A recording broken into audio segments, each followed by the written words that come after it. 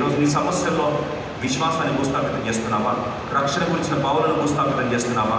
సిద్ధాంత పౌలను భూస్థాపితం చేస్తున్నావా? ఈరోజు త్యాగములనే పౌలను భూస్థాపితం చేస్తున్నావా? సమర్పణలనే పౌలను భూస్థాపితం చేస్తున్నావా?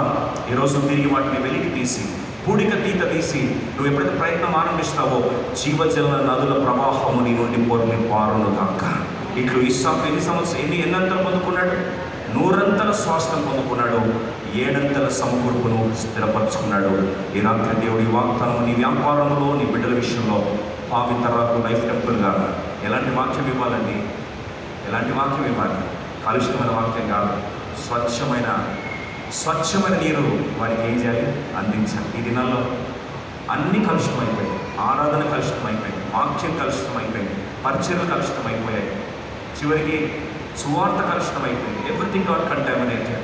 ఏది సువార్త ఏది సువార్త కాదో కూడా తెలియదు, ఏది ఆరాధన, చివరికి ఏది దుంపడం ద్వారా ఆరాధన ఫీల్ అయిపోయి ఎట్లయిపోయిన పరిస్థితి అంటే చివరికి అన్ని కాలుష్యం అయిపోయిన దినాల్లో దేవుడు తిరిగి పునాదులను తిరిగి శుద్ధపరచునుగాక.